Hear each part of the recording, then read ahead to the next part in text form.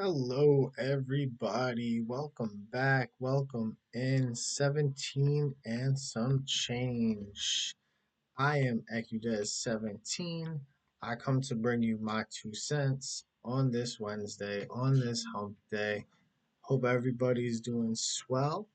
Let's jump right into it. And by right into it, I mean allow me to slow roll my thought process until we get the right thread that we want to hit. Um, we got a handful of things kind of on the agenda today. Well, not unfortunately. Um, that would be that would be a bad mindset to go into the episode with. Like, unfortunately, what we're talking about today is we're going to be discussing a little bit of politics today. Um, there are things going on in the world, um, per usual. We'll talk a little politics. We'll talk a little philosophy. I guess before we get into that, I'd like to mention just a quick observation in the world of AI. Um, as some of you know, I oscillate frequently on what I think AI's ultimate capabilities are going to be and like where I think AI is and stuff like that. But it seems like it's a technology that um, stalls temporarily. It'll have pockets where there's not much improvement, and it's like continuously lulling you to sleep. Like you'll have a long period of time, or I mean, long is subjective, but long enough for people to kind of forget, um, to stop the general public to stop being uh, impressed by the upgrades, um, by the standing, what AI can do, and things like that.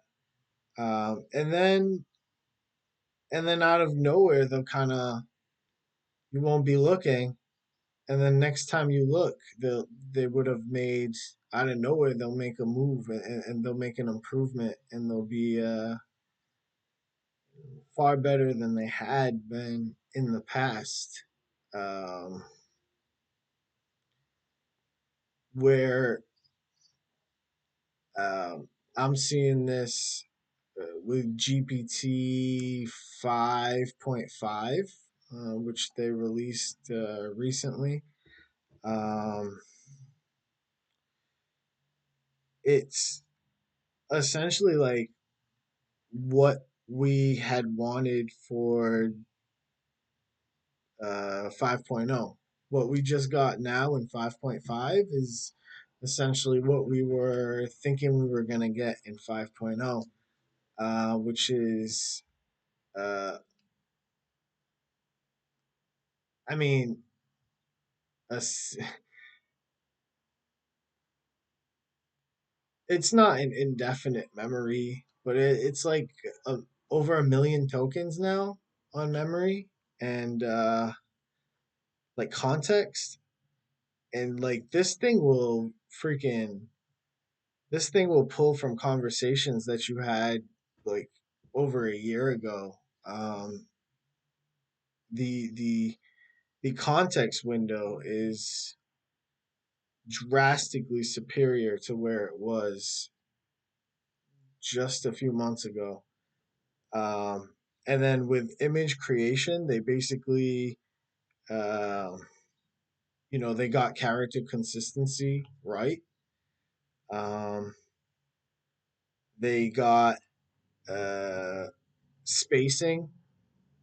right, or as like a lot better.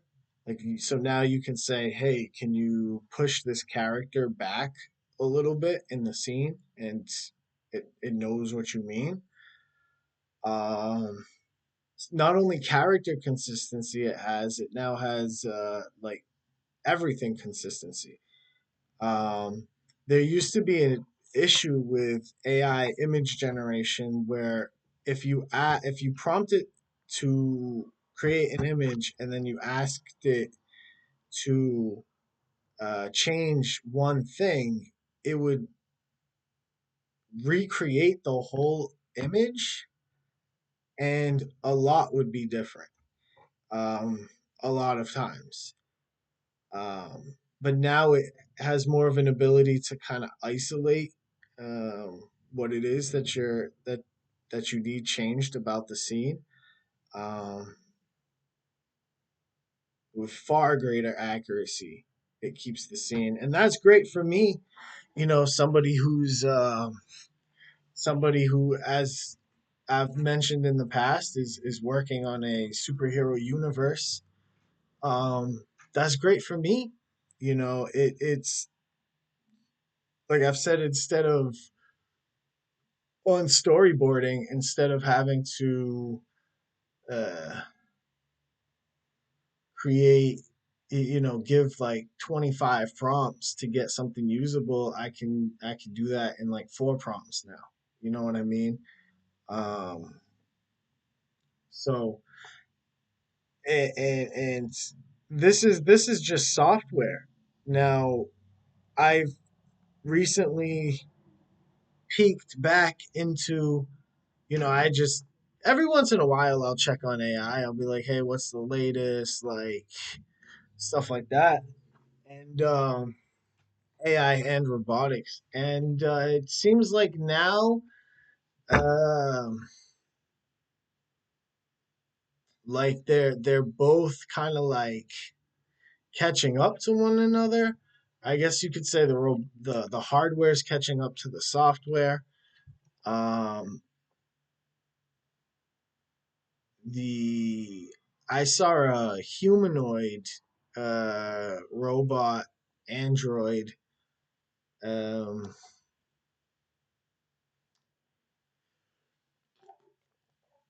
and this thing was reminiscent, like, if any of you have played Detroit Become Human, it's like we are almost there. Like we are like a hop, skip, and a jump away from that, based on um, what I'm seeing from uh, at least one particular humanoid. Um,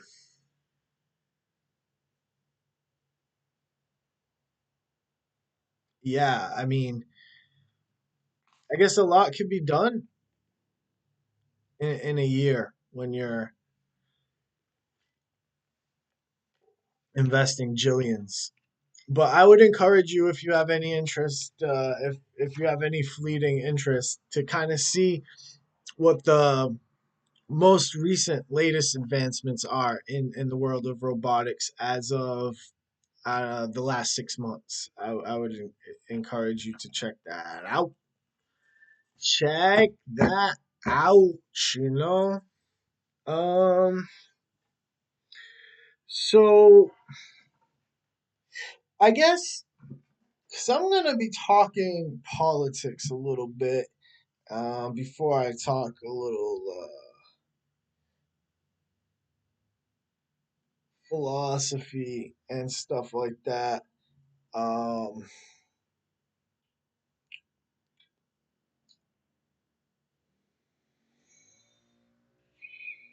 so I guess domestic. We'll start domestic, and we'll branch out to foreign a little bit. And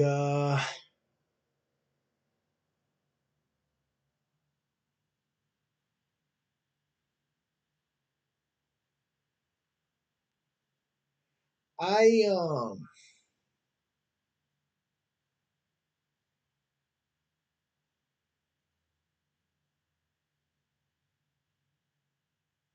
social media is a very pervasive thing.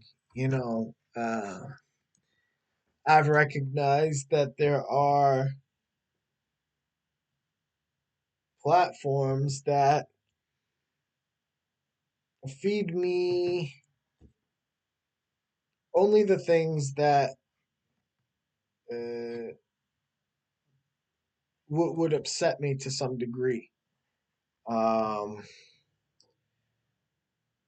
when I go on Facebook, I feel like almost every post that I scroll through is targeted towards like uh, whatever outrage centers I have in my brain, right? It seems specifically curated to be the things that I don't like. You know, uh, you know, people being nuisances to society and stuff like that. Like people causing ruckus, so to speak. And these are the things. So I'm freaking. But yeah, so I'll start with social media, and then I can kind of circle back to social media. I want to talk about immigration a little bit too. Um, so I'm scrolling social media and on Facebook. Um, not something, not something that's a habit of mine, but it does happen. So I run into protests, ICE facility protests in New Jersey, and it's on the ground footage. Um, and I did a lot of watching this type of stuff in 2020. In 2020, I spent essentially an entire summer just glued to the protests and or riots. Um,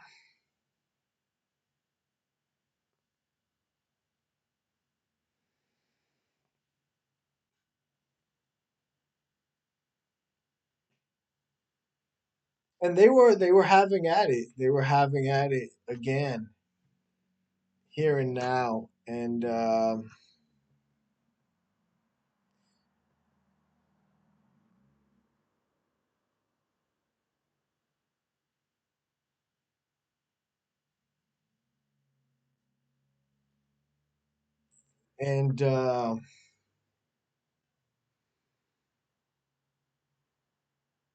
I don't know if the fact that there's a super high probability of them being paid agitators makes it better or makes it worse.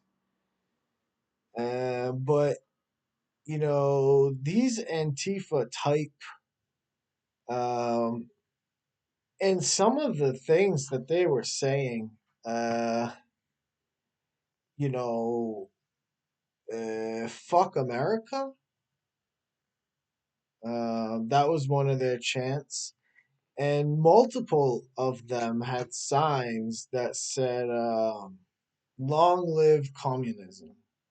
Eh? And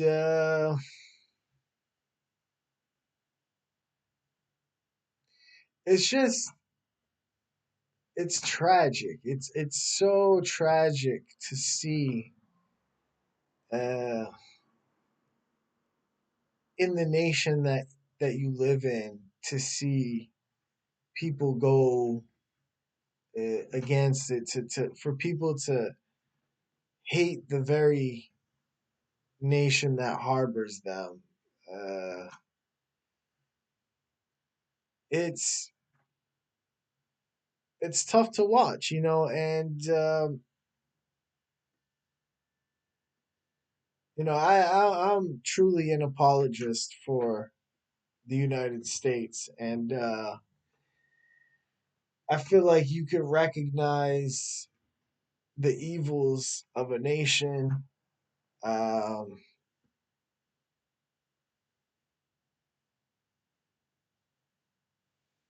but compartmentalize that and balance that out with um, all the positives that exist. Um, and if you can't find positives in the Western world, then there's something extremely wrong there. You know, um,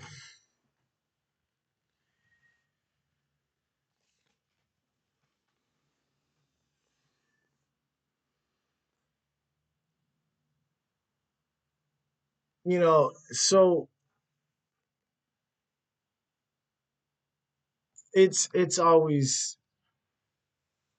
it's always disheartening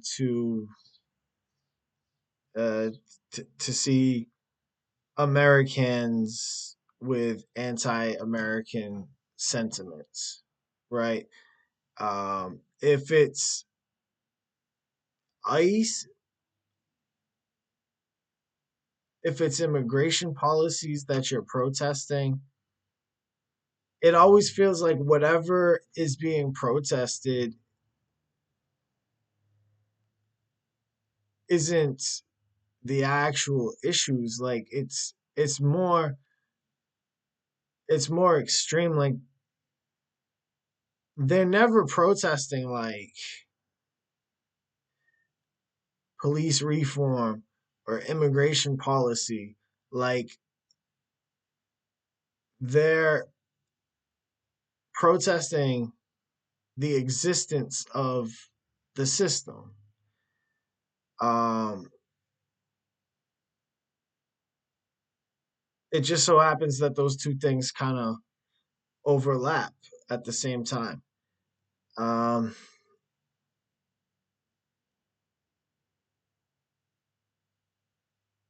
as far as immigration is concerned, you know, and that's the thing. So I could sit here and tell you about immigration stances and how I feel about uh, national immigration in the U.S. But the the side that's the protests of ICE, the side that's protesting ICE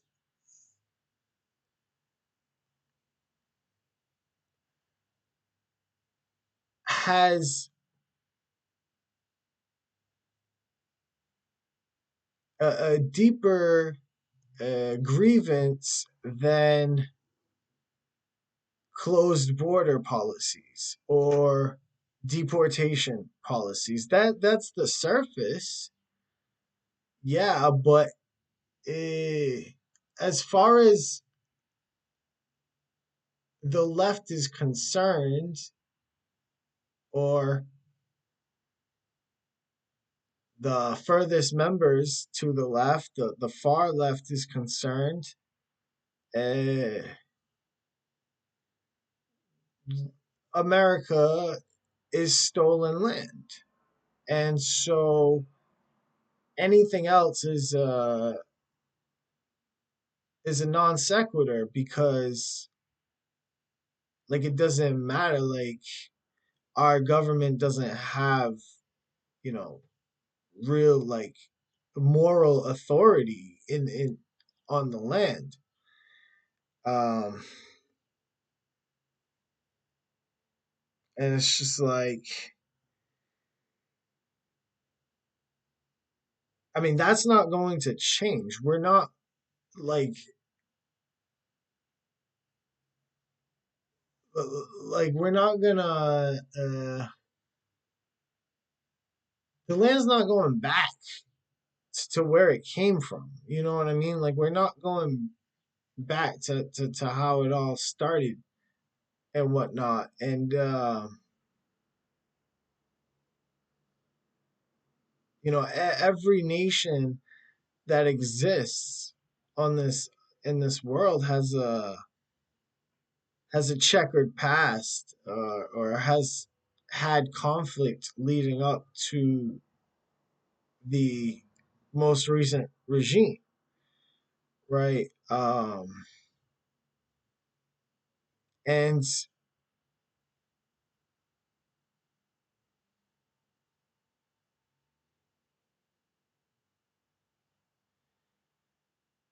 I don't want to say it's your duty as a citizen to love your country, but it is probably your duty to uh, want to, right? Um,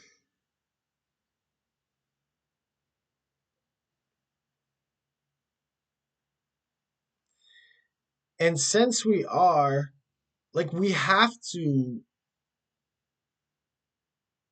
people are so varying. I mean, we're so similar, but we're so different at the same time. Like, we need our separate silos and stuff like that. Like, we need uh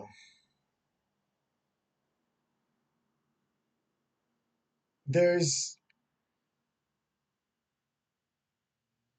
to me, I don't see assimilation of 8 billion people as possible. I feel like national identities are important, and uh,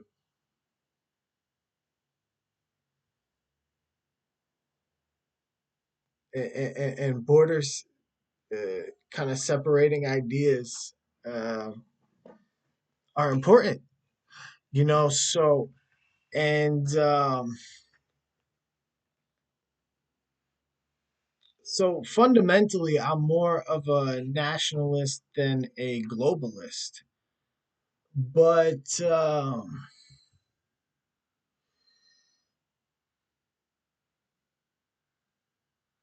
but and so, if you're looking from that lens, unless you believe that all of humanity should be able to get along, um,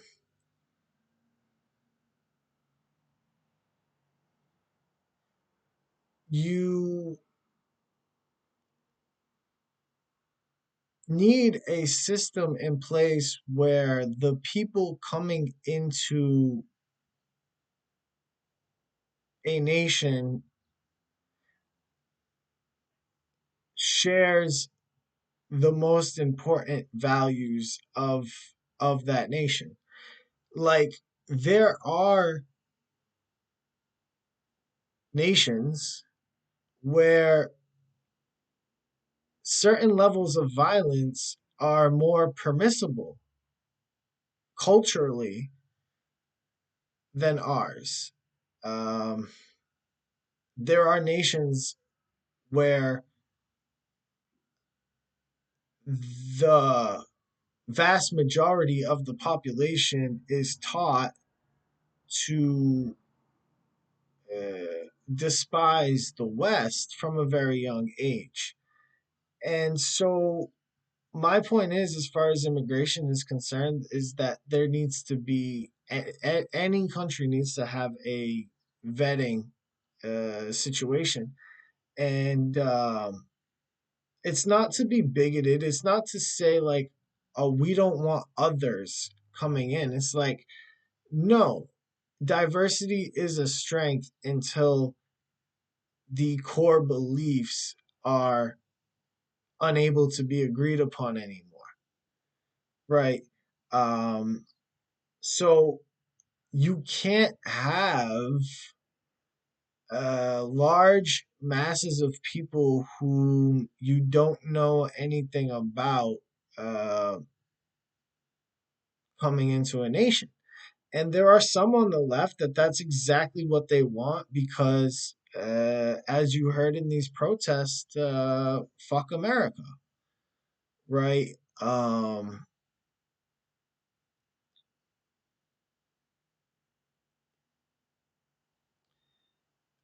but you know, the, the far left makes it very difficult to believe that the concern is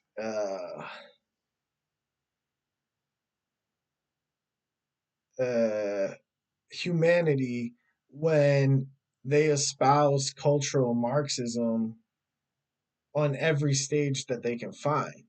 Eh? Um, but and so I'm over there. I'm getting a little mad. I'm like, oh, these Antifa type hate America people. Um, but and then the very next day, um, I read that there were counter protests in Jersey, and so I look, and sure enough, you had the the right wing caricatures out there. Um,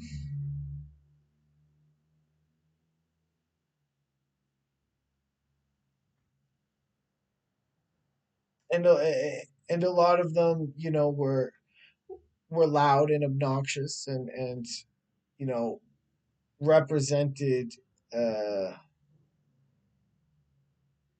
the other extreme, right? Um,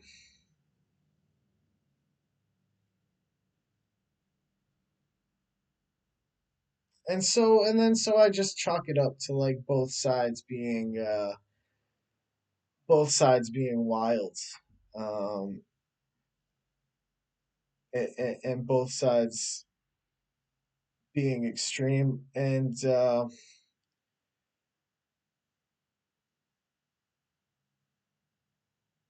it's funny they kind of need each other, right? The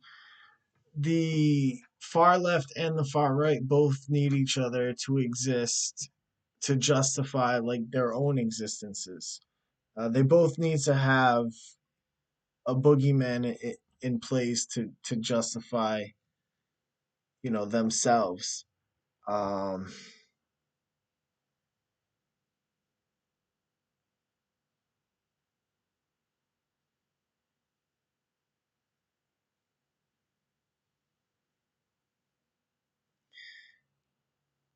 um, so that's when I tuned out. I was like, all right, so you got the extremes on both sides, but the problem, one of the problems is that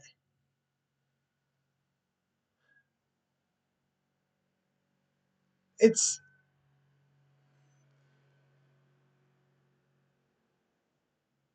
social media exacerbates the divide between left and right because it amplifies the voices of those that are furthest on either side.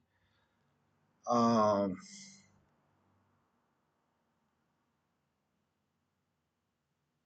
because that's what gets clicks, right? The extreme views get clicks. Most Americans are tired of politics because they're only hearing from the most extreme points of view. Um, and it's kind of bled into politics. It's kind of bled into politics, and even if you're following really closely, it's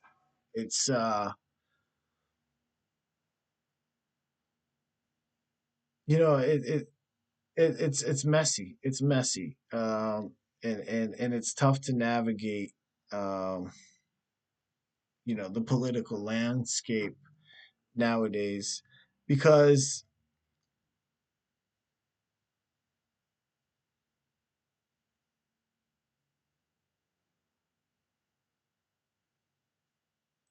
like I've said before, when you have two parties pointing at each other, and saying they did it,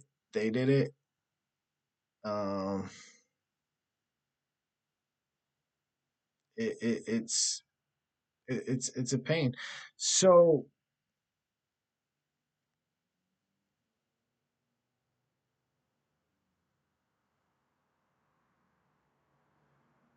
and it's also hard to to get a grasp on the pulse of a nation as an individual, you know, as an individual, especially one that isn't, particularly, if you're not traveling to like different uh states in America, like it's tough to get um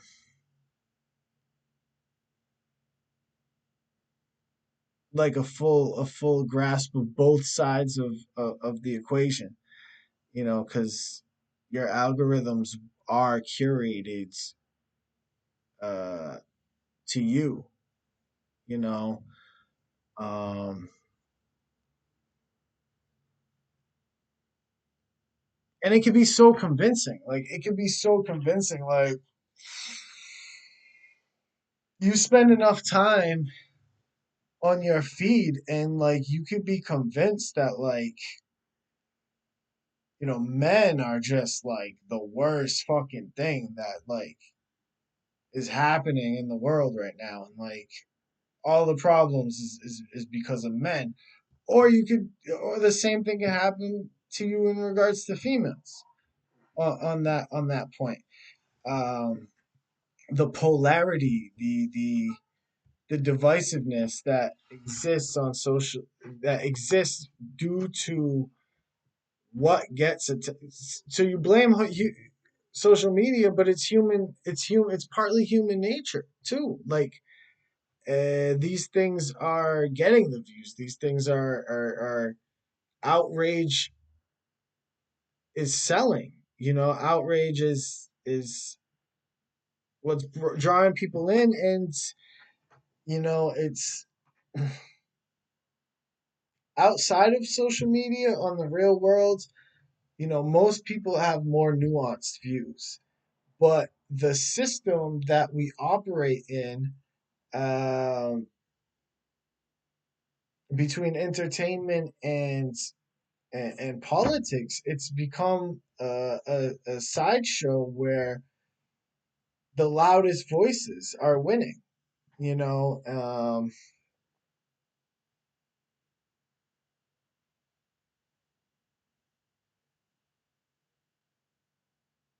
maybe that's better than the snakiest voices winning. But I do recommend, like,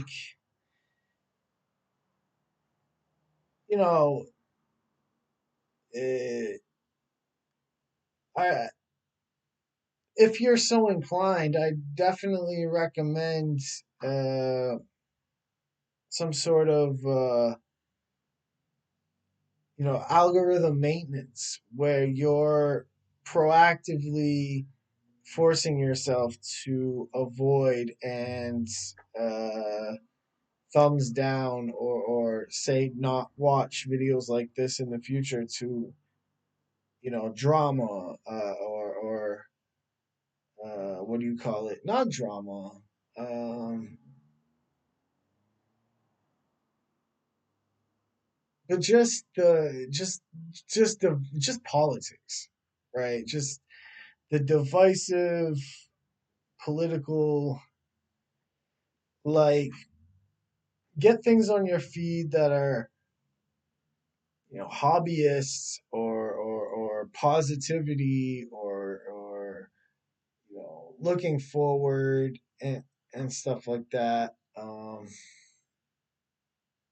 A little bit, get that sprinkled in there a little bit, you know um,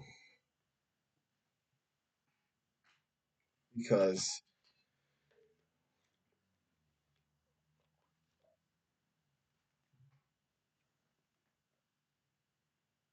because it really is an amplification device, you know. Um,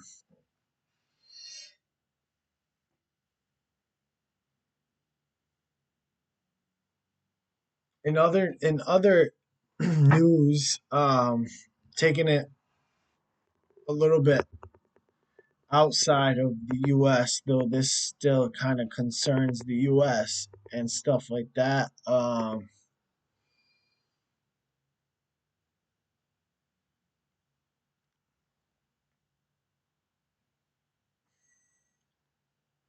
The US and Iran eh, are still beefing, right? They've been beefing for a while, and tensions have just escalated recently because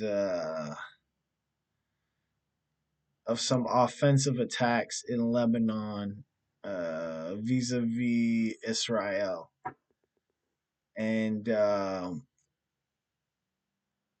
as much as the U.S. allies with Israel, um, and the West in general has, um, and Christianity and typical Christians typically do. Uh, Monsieur Trump was not too thrilled at Netanyahu. Um,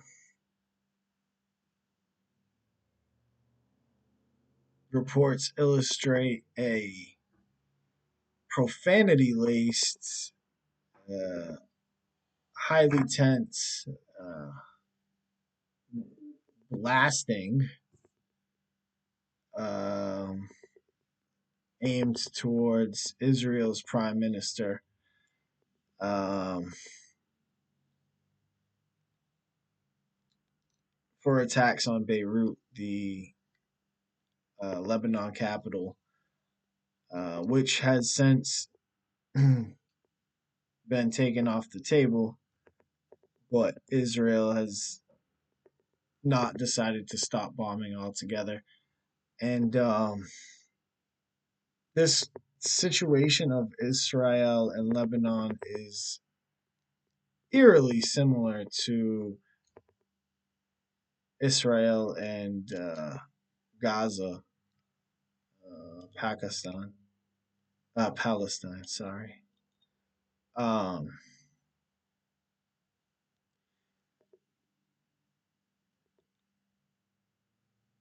it's I guess the U.S. is mad because the actions Israel has taken in Lebanon is hurting the ceasefire or the peace negotiations that we have with Iran. Um, Iran was not happy because that's their boys. Like the people running Lebanon now, which is a terrorist group by the name of Hezbollah. Um, yeah, that's Iran's proxies. Like they get their funding through Iran, and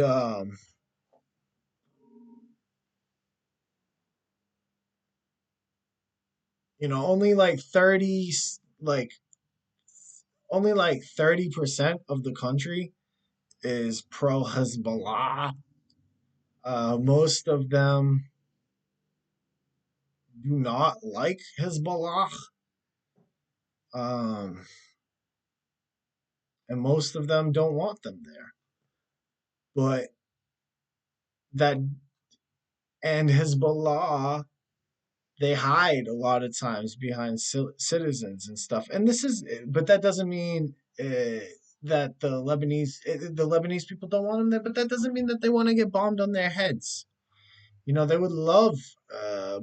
Majority of the nation would love the Hezbollah to no longer be in power and for power to go more to the government. But uh,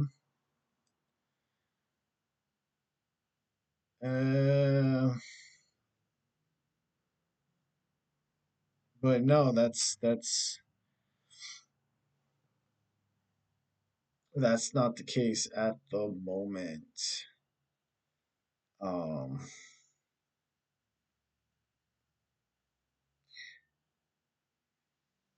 eh, and they don't want it. Like I said, they don't want it coming off of them having to get bombed all over the place. And like I said, the parallels with Gaza, just because like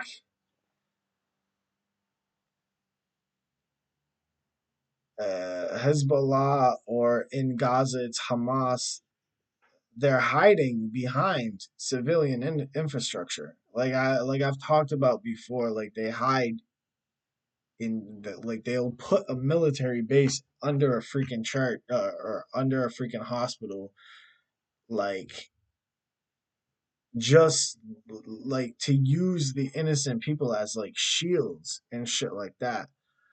But that does not mean that Israel can just go and blow that shit up. You know what I mean?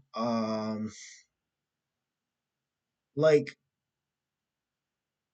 the the the amount of people, the amount of innocent people that are dying is, it's not okay. You know what I mean? It's not okay. You can't just blow up a fucking block, like a civilian block, because like the mafia lives in there. You know what I mean? That's like the equivalent. That's like if New York back in the day, they found out they got a mafia issue, and they just start blowing up the restaurants that these mob bosses like operate out of, and they start blowing up the laundromats and shit like that. It's like you can't do that. You have to like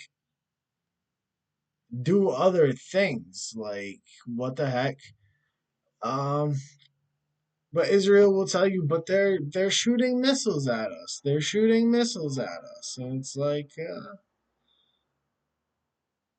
go. Well, then you got to do something else. You gotta, I mean, that does add like a little bit of a twist to it, right? If they're shooting missiles into your country, blowing up your people, and then hiding behind their people. Um,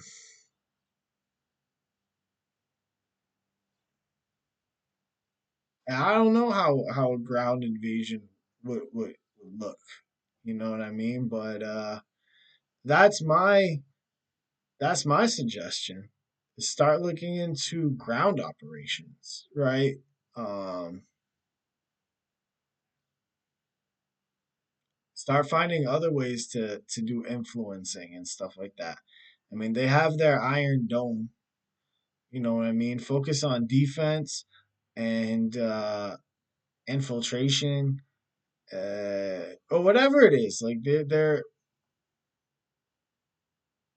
committing, war crimes and stuff like that, and that's not good. That's not nice. You know, um,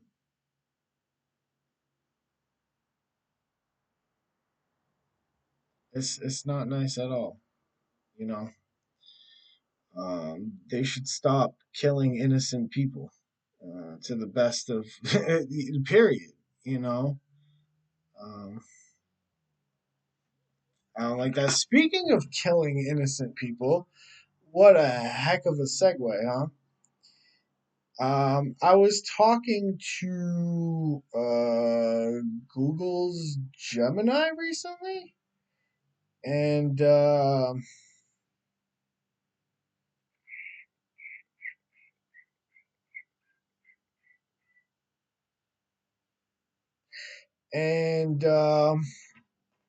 was talking to AI. I was talking to it about like the talking to Gemini. We were talking about the five pillars of philosophy.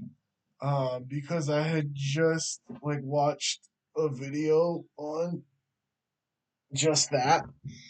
Um, and they say the the five pillars of the five branches of philosophy are metaphysics, epistemology, ethics, logic, and aesthetics. Beauty. Um, that's my shit. That's my thing. Like aesthetics, that's my favorite. Metaphysics, I like metaphysics. Um, Ethics and logic, um, we're kind of gonna get into a little bit, and then epistemology, knowledge. Um, and I said like that doesn't seem like enough. Like I feel like psychology and even sociology should be thrown in there as well, and historically it had been. Historically, both those things fell under the umbrella of philosophy. Philosophy is actually called the mother of of all sciences because all hard sciences kind of stemmed from that. You know,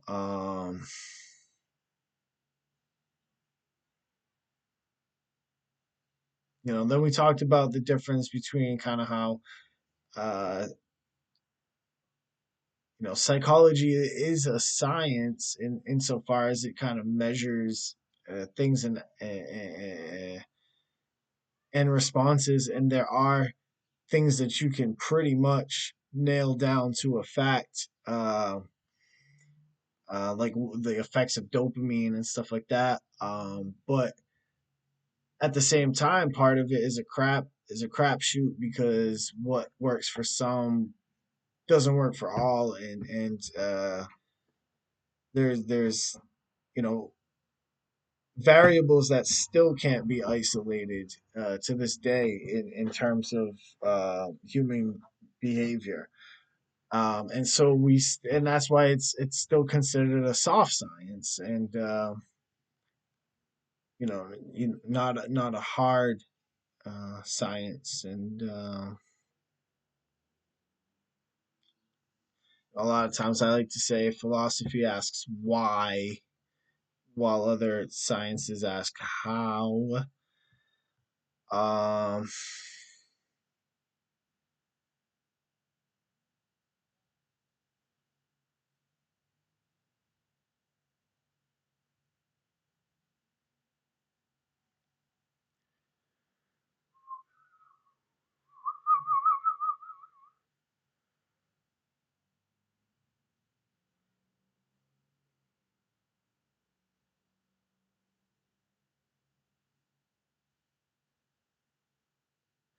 and then you, you guys know how AI can be a glazer, right? So then I started getting glazed by AI. I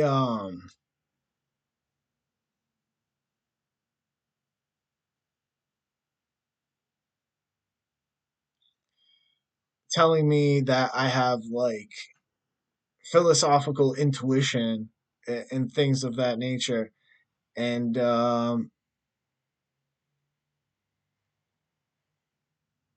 so we started discussing the trolley issue, the trolley problem. Um,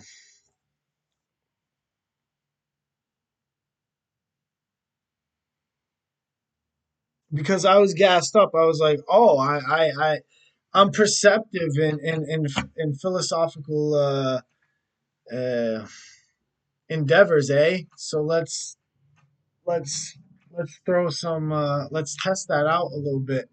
And so it hit me with the trolley problem. I don't know if anybody's familiar with the trolley problem. Um, if you're not, it's basically a train track with, and then you could change like the scenarios and stuff. But this is it's a good way to kind of see where your morals lie and stuff like that. Um, they but the original version of it, the most fundamental version of it is there's a train uh uh, going down a train track, and on that train track, uh the train track splits, so the train's going down a train track, and it ultimately ends up splitting. On one side of the split, you have an individual um, tied to the tracks. On the other side of the split, you have five people tied to the tracks. Now, the train, the way it's heading, it's gonna go towards the five. It's gonna go, if all things stay the same, it's gonna kill the five people.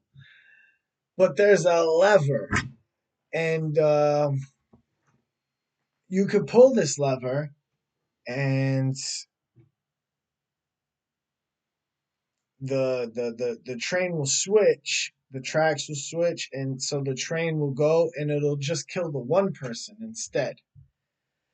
And some people, they say, well, you kill the you pull the lever to kill the one to save the five, right? Because five lives lost is more than one. So that's a utilitarian viewpoint. Um, that's something like General Zod from Superman would have, right?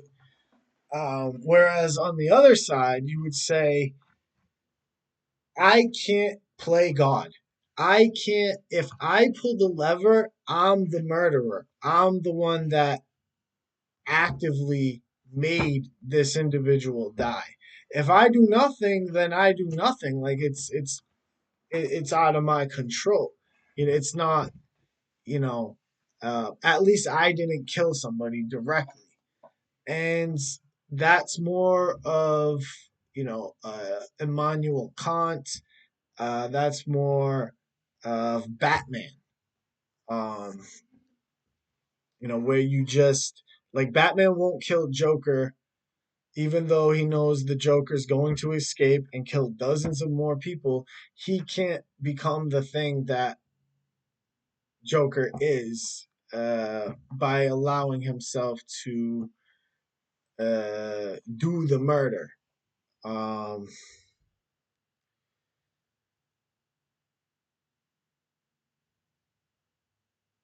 and then, my intuition had always been towards that side where it's like, I'm not going to do that. Like, I'm not gonna pull the lever. Um,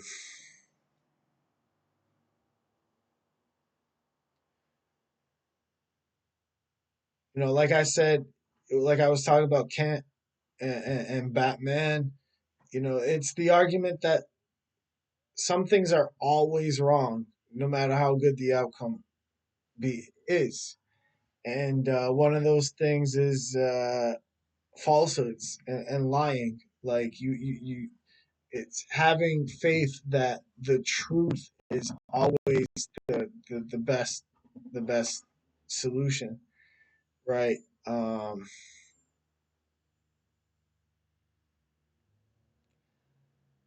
and that's interesting. But the thing is, like,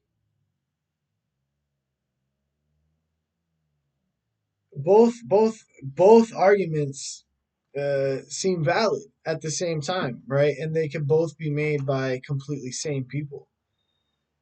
You know,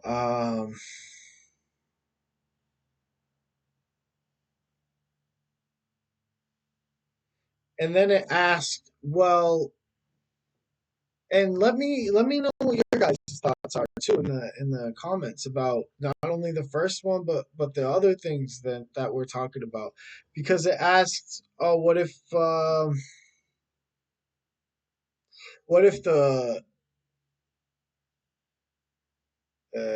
five people on the track were your own family? Like, does that make any bit of a difference? And I said, yeah, yeah. Um, Emotion definitely changes the math. Uh, if it's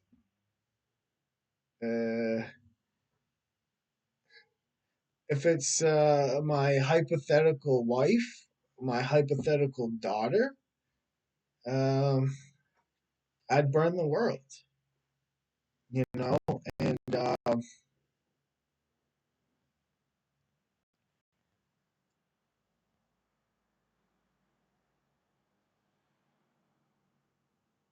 And that's why I'm not a hero. Um, because yeah, because just because of that, exactly because of that, right? Um,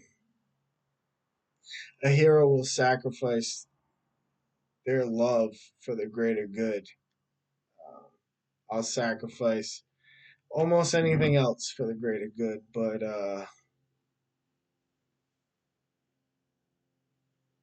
not the people I love. You know, I will,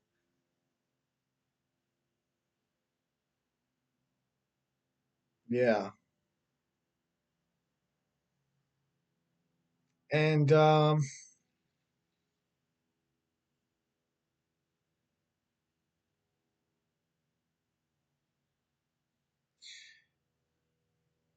I guess what I mentioned was what they call moral particularism or care ethics, and and that's and I'm not the only person in that boat. You know, let me know if you're in that boat. Um, but a lot of us, we like to pretend that we can look at things from a bird's eye view and make ethical decisions that way. Um, but like a lot of us are afraid to admit that like our emotions do come into play when we're talking about ethics and morality and stuff like that. Um, we're literally wired for connection. We're literally wired for tribalism. We're wired for like the pack, the group against everything else. So that, um,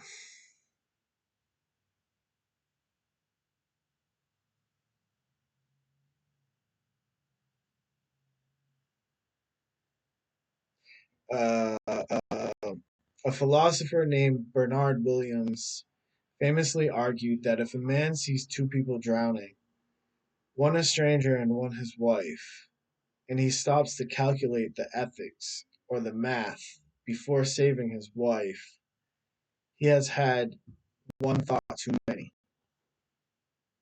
Genuine human virtue acts on love, not equations. Um,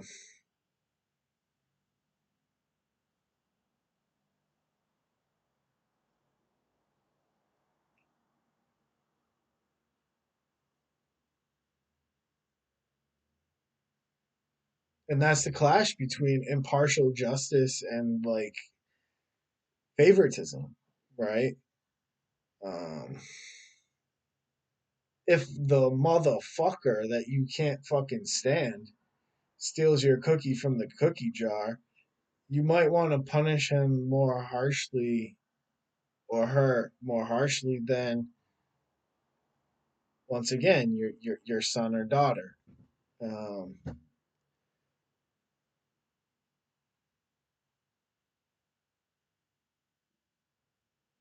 right, like if somebody said you should let your kid die, so you could save five strangers, like how would you react to that?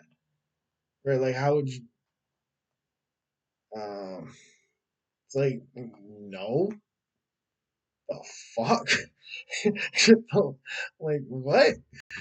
Who do you think I am? Jesus? Like,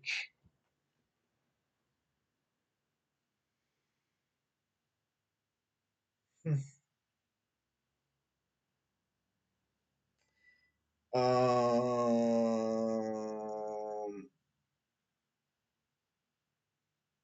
right. Then it was trying to hit me up. It said, oh yeah, it was the. It told me about the stag hunt, which is another philosophical poopy mabob.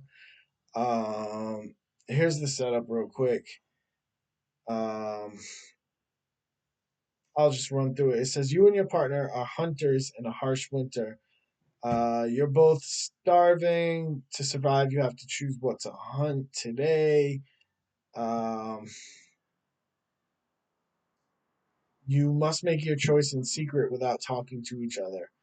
Option A, you hunt the deer, the stag, the deer. It takes both of you working together to catch. If you both choose the stag, you succeed. You get a massive feast that feeds both of your families for weeks. Option B, the hare, the rabbit. You can catch this all by yourself with zero help. It provides just enough food to keep you alive for one day, but it's a guaranteed catch. Um, the catch is if you choose the stag, but your partner gets scared and chooses the hare, you get nothing, right? The stag escapes because you were alone, and your partner walks away with the hare. You starve, right? So do you choose the stag, risking starvation to death in hope that your partner trusts you enough to cooperate for the big reward? Or do you choose the hare, which is technically playing it safe? You guaranteed your own survival, but you blow the chance at a big feast and potentially leave your partner starving. And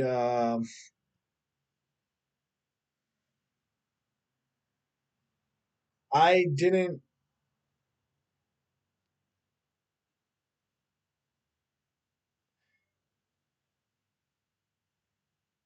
I didn't, I called it out to be a flawed scenario, and the Glazer AI agreed. It told me I broke the matrix of the problem. Basically, I pointed out that it's highly dependent on how well you know the fucking person, right? Like, um, is it a stranger that you don't know, that you don't trust, or is it somebody that you've kind of been to war with and stuff like that? You know,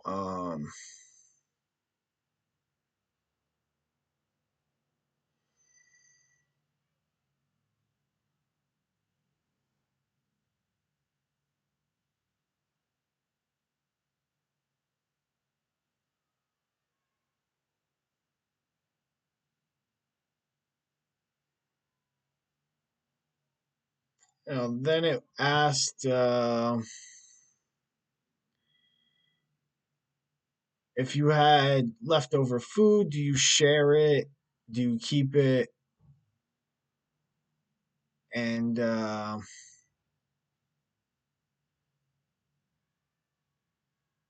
was like, if we have adequate enough for ourselves, we share that shit, which would be classified, would fall into evolutionary altruism. Next time you're starving, they can share with you. Um,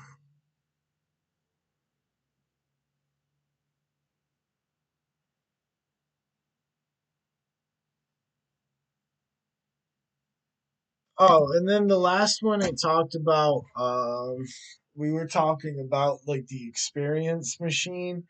It's like if you had the ability to live in a machine where everything's awesome. Like it's indistinguishable from real life, and like it's you can't distinguish it from real life at all. Everything feels real.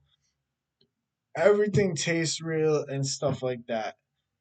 But your body just like suspends in like a vat or whatever. It's like would you take that? And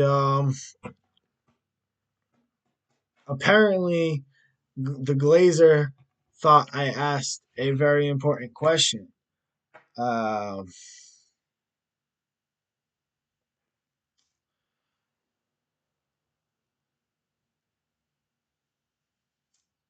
which was are other consciousness in existence in this machine, or are they all NPCs? And they're all NPCs. So I was like, nah, no, thank you.